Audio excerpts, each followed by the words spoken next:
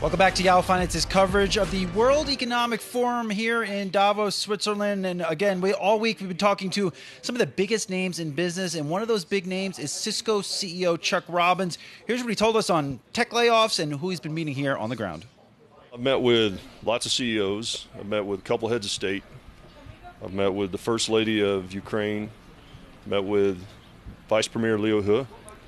And it's it's funny because publicly in the press, everybody wants to talk about whether we're going to a recession or not. When we go into our meetings, we generally don't talk about that.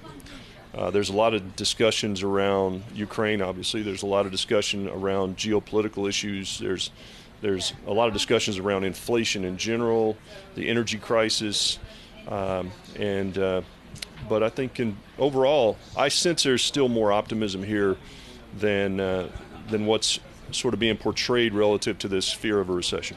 You met in the meeting with China's vice premier. What are some of your takeaways there? Is that relationship between the U.S. and China as fragmented as we all make it out to be? Well, my takeaway is that after Xi and Biden met at the G20, it feels like both sides are at least going to begin some discussions again on some really important topics. And Vice Premier actually talked about that while he was here. So his messaging with us was quite similar to his public messaging here. So I'm optimistic because the uncertainty is what is the problem out there. And I think that, look, we're going to compete. They know they're going to compete. We're going to compete. But we need to find a way. There's some issues that we need China and the U.S. to agree on and work together on, like climate.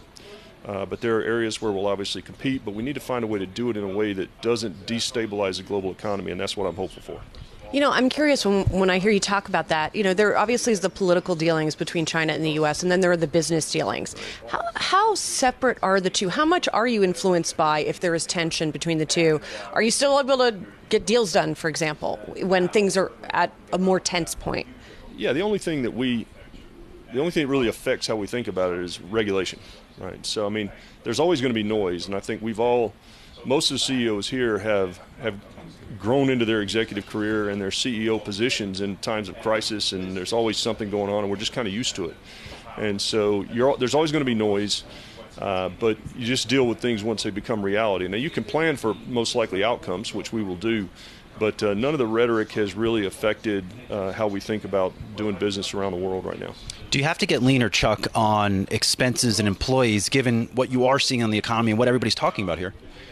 No, we're actually going to exit this year spending more in expenses than we did coming in. If you go back to the beginning of the pandemic, we've been very thoughtful about how we've added expenses through the whole pandemic over the last few years. So we're in a reasonably good position.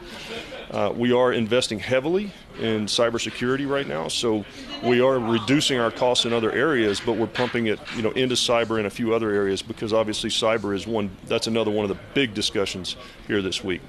Does it feel to you like most of the cuts in big tech have happened, that we're now moving to a different phase of that cycle, or do you think there are more to come? It's hard for me to say. there was some news out today about Microsoft, so I think that I haven't seen anything official from them yet, but I think it's pretty difficult to say. I think the next couple of quarters are really going to tell us what's really going to happen in the economy, and I think that'll determine the answer to your question. Cisco's an acquisition machine, and there's been some talk about you eyeing your next big potential deal.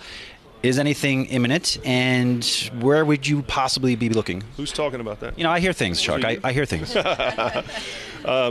Look, the M&A world has been pretty quiet for about a year, as is evidenced by some of the investment banking numbers that we've heard from the banks. I think a lot of the possible targets for us in M&A had very high valuations.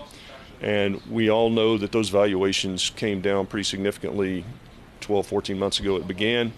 And I'm hopeful that now that some of those great companies out there with incredible technology, I think a lot of them are coming to grips with the fact that these may be more real valuations than they had hoped. And as they look ahead to the next 12 months, I think it also could indicate, they look ahead, they don't see necessarily a definitive bright light ahead. So maybe they'll be more open to, reasonable conversations, but we'll have to see. Are there particular places in the business where you want to add on? Yes. Do you want to tell us what they are? Look, we talk about cybersecurity. We're doing a lot of organic work. There's always opportunities for inorganic there. There's an emerging area called full stack observability in this world of new application architectures. There's a lot of opportunity there where we have incredible organic capabilities as well as possibility for inorganic. There's IoT. There's all sorts of options out there. You know, we were at a party that you held the other night, and you were talking about... I held a party? The company held a party anyway, so I'll say it to you. And I got a sense of you as as a human, not just as a CEO. But what you were talking about, sort of some of your philanthropic work, et cetera, also illustrates what Davos sort of straddles, right? The business side of things, the geopolitical side of things, and then the philanthropic side of things, and trying to make the world a better place. Like, how do you think about that duality and how you spend your time and what you want to be spending your time on? Well, I think it's important that wherever we operate, that our communities are healthy. And so we embarked on this years ago. We were doing a lot of this stuff before the whole notion of stakeholder capitalism. But I do think we live in a world today where our employees want to know us as humans. Our employees really care about culture. They care about your purpose. In fact, if you look at some of the latest surveys, I mean, employees will tell you that salary is not number one anymore. It's important. It has to be reasonable and it has to be great. But the culture and what you stand for as an organization really matters. You had the Edelman Trust come out again that actually said the CEOs in the business community are more trusted than government leaders again. So that we have our employees are asking us to be responsible. And so it's an interesting set of dynamics that we have to navigate. That when I took the job, I wasn't aware we were going to have to navigate all of them. But I think the philanthropic side and giving back to our communities is just, we need healthy communities.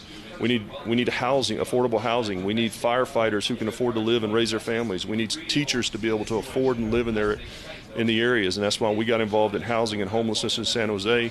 And I just think it's an important part of what companies need to do. You know, and that last answer is so interesting to me because, again, it kind of encapsulates Davos, right? There is all this criticism, these guys are controlling the world. The CEOs think that they're trying to do good. And whether they're trying to do good because it looks good or because it creates a culture that is attractive to workers, if the effect is that they're helping homelessness in San Jose or whatever it is, does it matter? I don't know. It's sort of a philosophical question, I guess. No, I'm glad you asked it, Julie, because we've been trying to humanize a lot of these executives here at Yahoo Finance this week, and we've had some really interesting conversations. And I'll also just add on what Chuck said about acquisitions. This was a different vibe in the Congress Center. Usually the Congress Center is when a lot of the executives, they float around, they get their coffee, get their Danish, get some other various snacks. We didn't really see a lot of executives in there. And I'm told, and you've been hearing it as well, a lot of these executives, this is the first time they were able to get FaceTime with key leaders in their own industry and around the world. A lot of more meetings this time around. I do think the top 5 deals this year will in some form trace back to this World Economic Forum. That's my big call. Theory. We're going to hold you to that, as we do. Please do. To everything you say, Brian Zazi.